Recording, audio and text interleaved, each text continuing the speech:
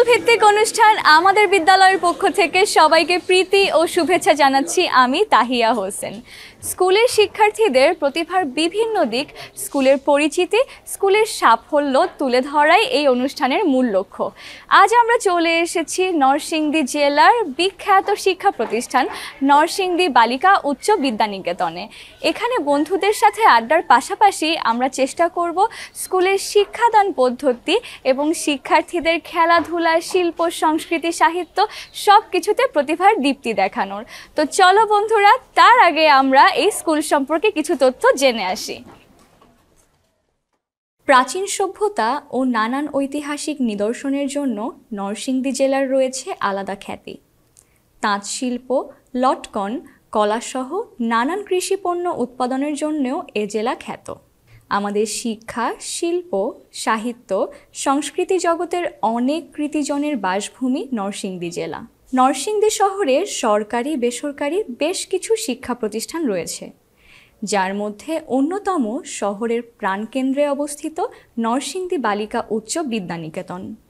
ঐতিহ্যবাহী এই শিক্ষা প্রতিষ্ঠানটি 1983 সালে প্রতিষ্ঠিত। শহরের কয়েকজন শিক্ষানুরাগী ব্যক্তির সম্মিলিত উদ্যোগ ও প্রচেষ্টায় প্রতিষ্ঠানটি গড়ে ওঠে। 4 দশক ধরে এ অঞ্চলে নারী শিক্ষার প্রসারে প্রতিষ্ঠানটির সাফল্য উল্লেখ করার মতো। মনোরম প্রাকৃতিক পরিবেশ, প্রশস্ত, পরিচ্ছন্ন ও স্বাস্থ্যসম্মত শ্রেণীকক্ষ এ স্কুলের অন্যতম বৈশিষ্ট্য। স্কুলের দক্ষ, মেধাবী ও অভিজ্ঞ শিক্ষক মণ্ডলী এবং শিক্ষার্থী, পরিচালনা পর্ষদ ও অভিভাবকগণের সম্মিলিত প্রয়াসে প্রতিষ্ঠানটি নরসিংদী জেলার অন্যতম সেরা শিক্ষা প্রতিষ্ঠানের মর্যাদা অর্জন করতে সক্ষম হয়েছে। বর্তমানে এই শিক্ষা প্রতিষ্ঠানে প্রথম হতে 10ম শ্রেণী পর্যন্ত 1200 জন ছাত্রী অধ্যয়ন করে। 17 জন শিক্ষক, 12 জন শিক্ষিকা এবং 5 জন কর্মচারী রয়েছে। বিগত 3 বছরে এসএসসি পরীক্ষায় পাশের হার গড়ে 90%। নরসিংদী বালিকা উচ্চ বিদ্যানিকেতনে রয়েছে সুবিন্যস্ত পাঠাগার, বিজ্ঞানাগার ও আধুনিক আইসিটি কক্ষ, যেখানে রয়েছে 23টি ল্যাপটপ। এই বিদ্যানিকেতনে রেড ক্রিসেন্ট দল, গার্লস গাইড ও গার্লস ইন স্কাউট দলের কার্যক্রম প্রশংসনীয়। বিদ্যালয়টিতে শিক্ষক ও শিক্ষার্থীদের সহযোগিতায় দিনের প্রারম্ভেই পবিত্র ধর্মগ্রন্থ থেকে পাঠ করার পর জাতীয় সঙ্গীত পরিবেশনের সাথে জাতীয় পতাকা উত্তোলন, শপথ বাক্য পাঠ, নৈতিক শিক্ষা সম্পর্কিত উপদেশের মধ্য দিয়ে দৈনন্দিন অ্যাসেম্বলি ও ডিসপ্লে করার পর শ্রেণী কার্যক্রম শুরু হয়, যা প্রতিদিন সকাল 10টা থেকে 4:30 পর্যন্ত চলমান থাকে। বিদ্যালয়টি 1984 সালের 1 জানুয়ারি হতে এমপিভুক্ত হয়।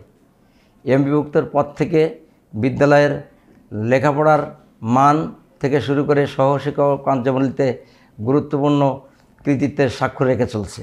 বর্তমানে এখানে প্রায় 1200 ছাত্রী লেখাপড়া করছে। এখানে ক্লাস 1 থেকে 10 পর্যন্ত ছাত্রীরা লেখাপড়া করে। খেলার মাঠ, একটি লাইব্রেরি, 23টি কম্পিউটার সম্মিলিত একটি আইএসসি রুম রয়েছে। এখানে শিক্ষার্থীরা সহকারী কার্যক্রমে কৃতিত্বের স্বাক্ষর রেখে চলছে। 2025 সালের শীতকালীন স্কুল ও মাদ্রাসা প্রতিযোগিতায় এই স্কুলের শিক্ষার্থীরা তারা অংশগ্রহণ করে ব্যাডমিন্টন প্রতিযোগিতায় প্রথম স্থান অধিকার করে এককভাবে, দ্বৈতভাবেও প্রথম স্থান অধিকার করে। পাশাপাশি কাবাডি প্রতিযোগিতায় রানার্স আপ নিয়ে গৌরবোজ্জ্বল স্বাক্ষর রেখে চলেছে। এখানে শিক্ষার্থীরা বিভিন্ন জাতীয় দিবস ছাড়াও অন্যান্য প্রতিযোগিতায় শিল্পকলা একাডেমি ও বাংলাদেশ শিশু একাডেমি কর্তৃক বিভিন্ন প্রতিযোগিতায় রচনা প্রতিযোগিতা, চিত্রাঙ্কন প্রতিযোগিতা, কবিতা আবৃত্তি এবং নৃত্যে তার প্রথম এবং দ্বিতীয় স্থান বরাবরই অধিকার অর্জন করে আসছে। এই বিদ্যালয়ে এসএসসি পরীক্ষার পাশের হার অত্যন্ত সন্তোষজনক। দেশাত্মবোধক গানের মাধ্যমে আমরা দেশের মানুষের আত্মত্যাগের কথা জানতে পারি, এমনকি মানুষের ত্যাগ ও তিতিক্ষার কথা জানতে পারি। দেশাত্মবোধক গান আমাদের গর্ব, আমাদের অহংকার। এমনই একটি গান হচ্ছে একটি বাংলাদেশ তুমি জাগ্রত জনতার, সারা বিশ্বের বিস্ময় তুমি আমার অহংকার। বন্ধুরা, এই গানটি এবার পরিবেশন করবে এই প্রতিষ্ঠানের শিক্ষার্থীরা। একটি বাংলাদেশ তুমি জাগ্রত জনতা, সারা বিশ্বের বিস্ময়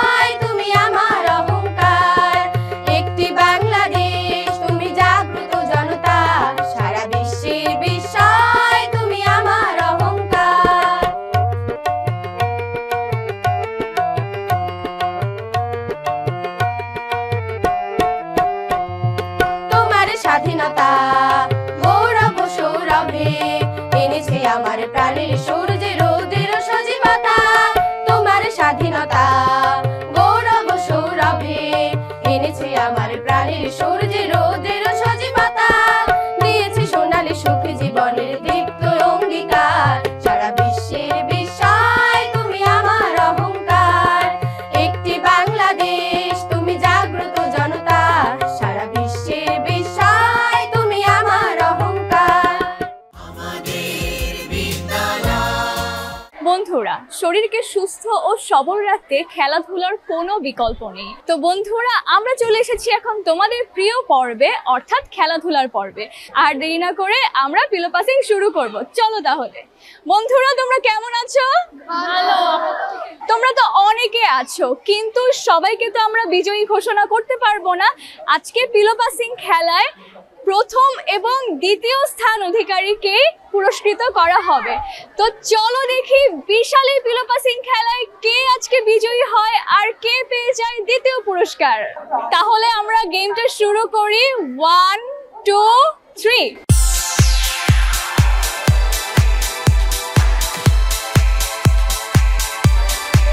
out out out out out out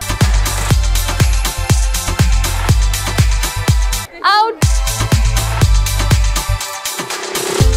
out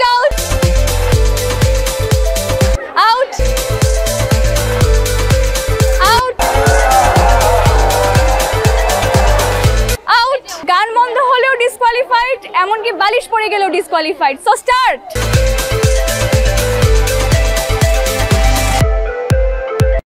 out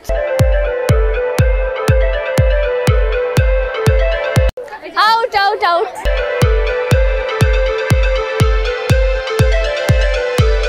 out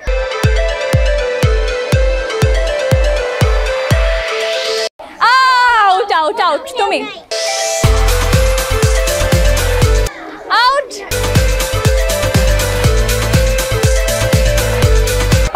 out out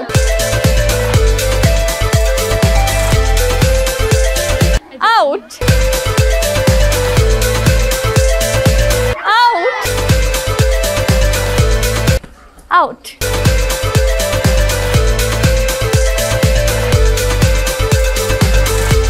out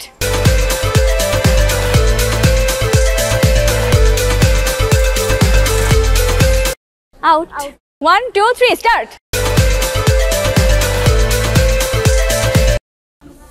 out। এখন একজন হবে বিজয়ী, একজন হবে সেকেন্ড প্লেস হোল্ডার। এখন দেখা যাক কে হবে আজকের বিজয়ী।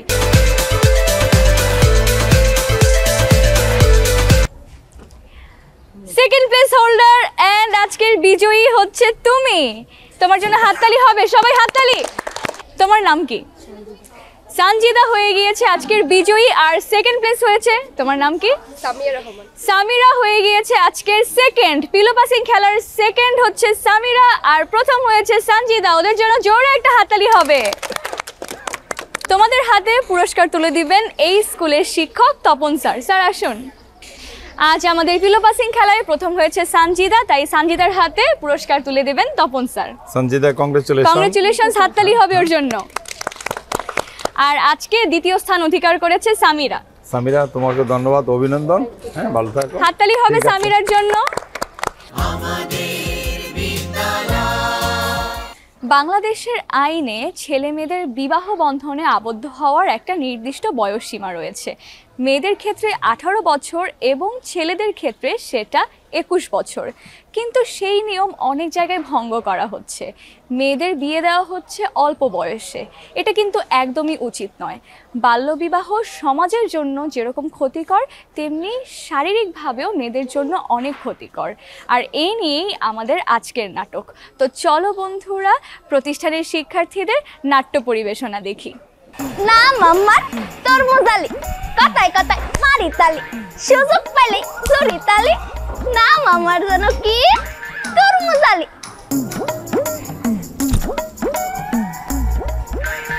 কেডা গো মাইয়ারা? এই মাইয়া খারাপ খারাপ খারাপ। জি বলেন। তা তোমার নাম কি?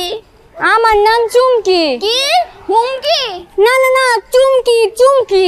ও তা তোমার বাপের নাম কি? আমার বাপের নাম গোলাপ মিয়া। ও তুমি গোলাপ মিয়ার মাইয়া? হয়। আইসা আইসা যাও যাক, একটা মুরগি পাইছি, সেটিংটা করে দিতেলে কিছু পয়সা করে কামার যাবো, পকেটটা একটু গরম হইব, বহুত দিন ধরে পকেটটা খালি আছে, যাই একটু সেটিংটা করাই দিয়ে। আরে ও গোলাপ মিয়া, বাড়ি ঘর ফালায়া কই গেলা? বড় দুপুরবেলা কেডা এলো আমার বাড়ির মধ্যে? কেডা তুমি? না মামার তরমুজ আলী, কথায় কথায় মারি তালি, সুযোগ পাইলে জুরি তালি। না মামার তরমুজ আলী। তরমুজ আবার আলী? তা ঘটনাটা কি কও দেখি। ঘটনা হইছে আমি ঘটক আলী। তা কি লেগে গেছে আমার কাছে? তা মাইয়া তো দেখলাম আমনে মেলা বড় হইলে, তা বিয়া শাদি দিতা না? আমার মাইয়া কে তুমি জানো না? আমার মাইয়া আমার এলাকার সবচেয়ে ভালো স্কুলে পড়ে, নরসিংদী বালিকা উচ্চ বিদ্যানিকেতনে। হ্যাঁ, এখন আমার মাইয়াটাই কোনো বিয়া টিয়া দিতাম না। তোর মিয়া কি কও? মাইয়া মানুষ কি এরা তো লেখাপড়া, বিয়া শাদি দিলে ঘর সংসার করব। মা মোরা মাইয়া কখন কি হয়ে যায় কোন জানা, দিন কালো বালা না। বিয়া দিবা, ঘর সংসার করব, সুখে শান্তিতে থাকবো, বালা কি থাকবো। তা তোমার কাছে আছে কোনো ফুলা টুলা বালা দেখা? ওই উত্তর পাড়ার মাহির ফুলাটা বালা, টিয়া পয়সাও আছে, বিয়া দিলে সুখে শান্তিতে থাকবো। তা বিয়াটা ঠিক করো, কথাবার্তা কও। তা বিয়া শাদি ঠিক করমু, তা একটু খরচ পাতি। তুমি মিয়া তুমি দেখি লোক বালা না, বিয়া শাদির নাম নাই, তুমি এখন টিয়া পয়সা খোঁজা শুরু করছো। ফাটিং যে করামু, একটু খরচ পাতি লাগবো না? আচ্ছা হারো দেহি, চুকায়ও না দিতাছি, একটু বড় আছে রে দিও। নেও খুশি? হ্যাঁ খুশি। তুমি খুশি না আমিও খুশি, তা কথাবার্তা কয়ে জানাইও। যাক, এই পকেটটা কামাইলাম, মানে এই পকেট সেটিংটা মাইরাই। চুমকি চলেছে কাপড়ে, সঙ্গী হলে দুষ্কিতাতে। কিরে মাম্মা, মন খারাপ নাকি? দূর বেড়া, সকাল কয়টা বাজে? কোন সময়তে ধরে বয়ে রয়েছে, একটা পরিও দেখি নাই। পরি না দেখলে কি মন ভালো লাগে? চুমকি চলেছে কাপড়ে, সঙ্গী হলে। আয় হায় মাম্মা, মজা দিছি না? আরে রে রে, চুমকি দেখি কোনে যাও, এদিকে আসো। চুমকি চলেছে একা পথে, সঙ্গী হলে দুষ্কৃততে। ছি ছি ছি রে মামা, ছি, তোকে একটা মেয়ে থাপ্পড় মারলো। এই মায়ের প্রতিশোধ আমি নিয়ে আইসারমু। মাহিনের মা পাইতাছে গো, মাহিনের মা। এই কেডাই গো, অবেলায় আবার আমারে খোঁজে? আমার নাম তরমুজ আলী। তা তরমুজ আলী, আমার বাড়ি কি? ফুলা তো মেলা বড় হইলো, তা বিয়া শাদি করাইতেন না? বিয়া তো দেওয়া হয়েছে, কিন্তু ভালো পাত্রী তো হাতে খুঁজে পাই না। আমি ঘটক আলী, মাইয়া লাগবো কয় আলী? তা এখন ব্যবস্থা করে দেন। ওই দক্ষিণ পাড়ার গোলাপের মাইয়া চুমকি, মাইয়াটা দেখতে হেব্বি সুন্দর, আবার স্কুলে পড়ে, ছোটো মুডো আছে, লেখাপড়া জানা মাইয়া, শিক্ষিতা। স্কুলে পড়ে, তার মানে তো ভালোই কাজ করে যেতে পারবো। আম্মা, ওই পাড়ার চুমকি আমারে থাপ্পড় মারছে, আমি ওরেই বিয়া করবো। ও মায়া মায়া গো, এই চুমকি তোরে থাপ্পড় মারছে? দাঁড়া, এই মেয়ের লগে আমি তোর বিয়া ঠিক করতেছি। ঘটক, আমার ছেলের বিয়ে এই শুক্রবারই ঠিক করেন, এই চুমকির সাথেই। তা বাবা, তুমি কি বিয়াতে রাজি? হ্যাঁ আমি রাজি। তা পোলা যেহেতু রাজি, তাই কানি কাজী। হ্যাঁ নেন। তাও একটু বিয়া শাদির ব্যাপার, খরচ পাতিটা। আপনার কত টাকা লাগবে সব আমার কাছ থেকে নেবেন, তাও তাড়াতাড়ি বিয়ার ব্যবস্থা করেন। ধরেন। ঠিক আছে, আচ্ছা টেনশন ঠিকঠাক করেন। মাসুমকে এক গ্লাস পানি লয় আয়। আইতাছি আব্বা।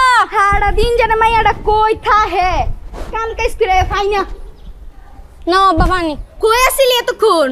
আব্বা সামনে পরীক্ষা, পড়ালেখা করতেছিলাম। আহারে পরীক্ষা, পড়ালেখা করতেছিল, এত পড়ালেখা করার দরকার নাই। তা বাদ দে মা, এখন কথা আসছিল, তুই তো জানোস তোর মা মরে গেছে ছোটবেলা, তোর বহুত কষ্ট করে খাওয়াচ্ছি। অন মা, তোর লাগে একটা অনেক বড় কথা সম্বন্ধ হয়েছে মা, একটা বিয়া ঠিক করছি মা, তুই না করিস না মা। আব্বা, আব্বা আমার পক্ষে বিয়ে করা সম্ভব না, আমি পড়াশোনা করবো, আমি বড় কিছু আব্বা। আব্বা আমি বিয়ে করতাম না।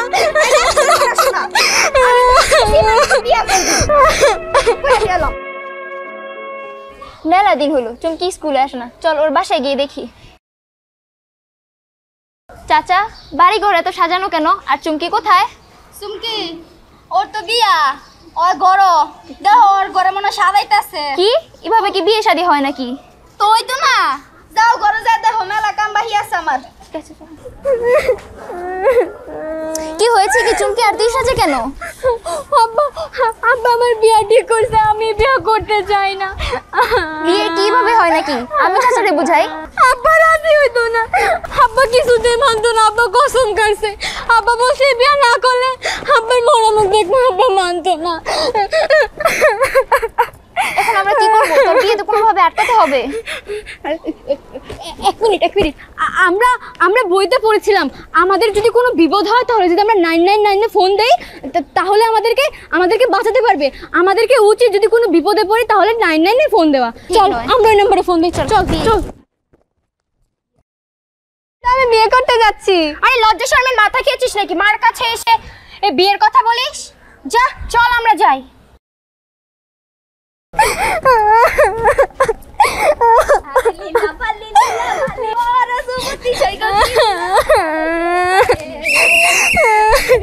আপনারা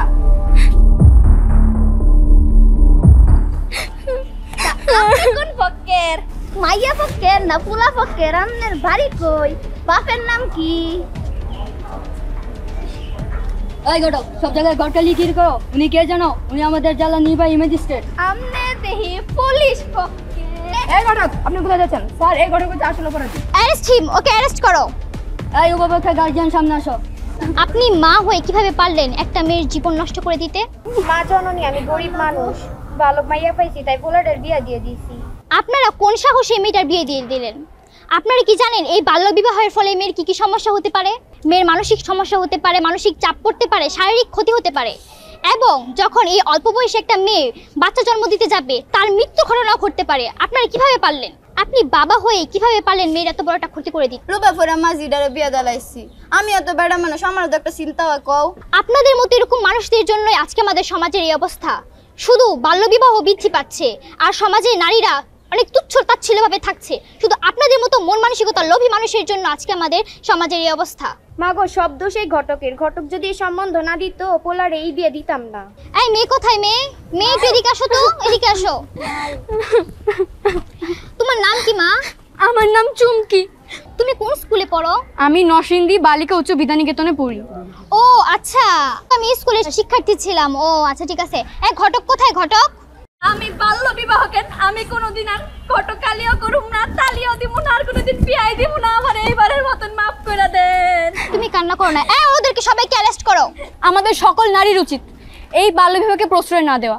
সুন্দর একটি সমাজ গড়ার জন্য আমাদের সচেতনতার প্রয়োজন।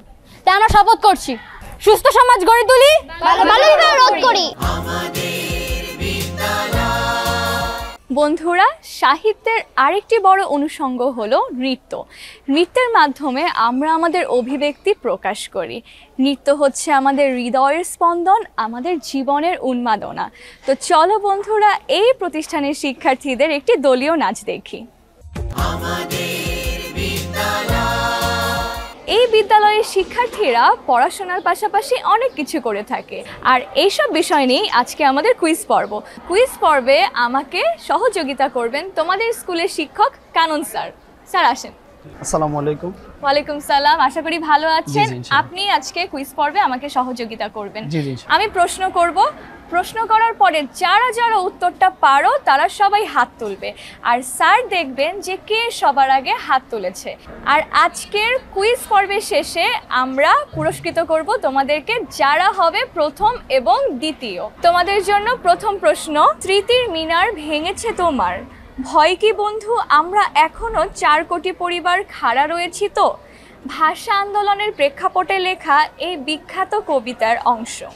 বলতে হবে কবিতার নাম, কবির নাম, কবির জন্মস্থান কোথায়? স্মৃতিস্তম্ভ, আলাউদ্দিন আলাজাদ, রামনগর, রায়পুরা, নরসিংদী। তোমার উত্তরটি সঠিক। তোমাদের জন্য পরের প্রশ্ন, বাংলাদেশ মহাকাশ গবেষণা ও দূর অনুধাবন প্রতিষ্ঠান স্পারসো কোথায় অবস্থিত? ঢাকার আগারগাঁওয়ে। তোমার উত্তরটি সঠিক। তোমাদের জন্য তৃতীয় প্রশ্ন, বাংলাদেশের কোন স্থান প্রাচ্যের ম্যানচেস্টার বলে খ্যাত? নরসিংদী শেকিরচর বাবুরহাটে। তোমার উত্তরটি সঠিক। তোমাদের জন্য পরের প্রশ্ন, বীরশ্রেষ্ঠ শহীদ ফ্লাইট লেফটেন্যান্ট মতিউর রহমানের পৈতৃক নিবাস কোথায় এবং তিনি কবে শহীদ হন? রামনগর, রায়পুরা, নরসিংদী, 20 আগস্ট 1971। তোমার উত্তরটি সঠিক। এর পরের প্রশ্ন, বিশ্বের সবচেয়ে বড় ম্যানগ্রোভ ফরেস্ট কোথায়? সুন্দরবন। তোমার উত্তরটি সঠিক। একটি দেশের মোট আয়তনের কত ভাগ বনভূমি থাকা প্রয়োজন? বাংলাদেশে তার কত ভাগ আছে? একটি দেশের মোট আয়তনের 25% বনভূমি থাকা প্রয়োজন, আর বাংলাদেশের রয়েছে 15.58%। তোমার উত্তরটি সঠিক। এবারের প্রশ্ন, লটকন ও কলা উৎপাদনের জন্য বাংলাদেশের কোন জেলা প্রসিদ্ধ?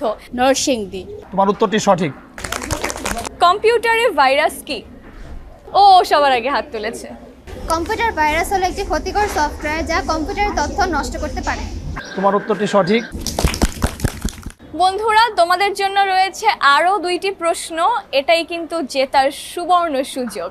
আমি তাহলে প্রশ্নটা করি, ইউআরএল এর পূর্ণ রূপ কি? Uniform research located. তোমার উত্তরটি ভুল। শেষ প্রশ্ন, দেখি এটা কে পারো। 1969-এর গণ অভ্যুত্থানে শহীদ হন ছাত্রনেতা আসাদুজ্জামান।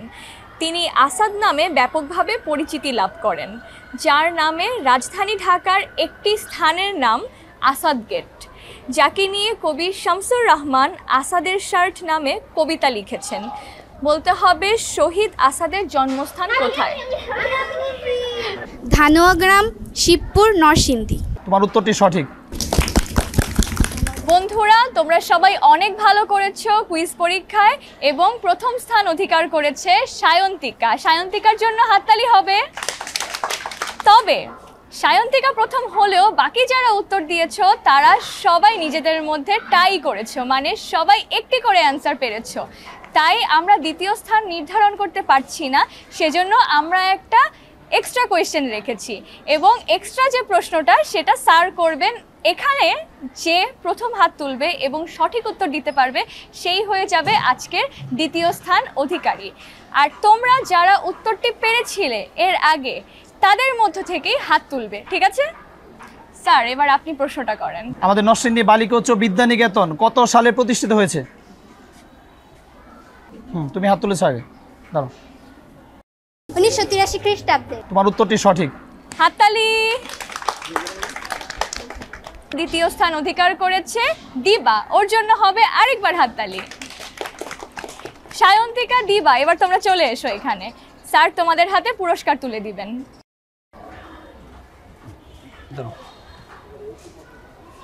স্যার, এবার আপনি ওদের হাতে পুরস্কার তুলে দিবেন, পুরস্কারগুলো নিয়ে এসো। স্যার পুরস্কার তুলে দিবেন দিবার হাতে। দিবা হয়েছে আমাদের দ্বিতীয় স্থান অধিকারী।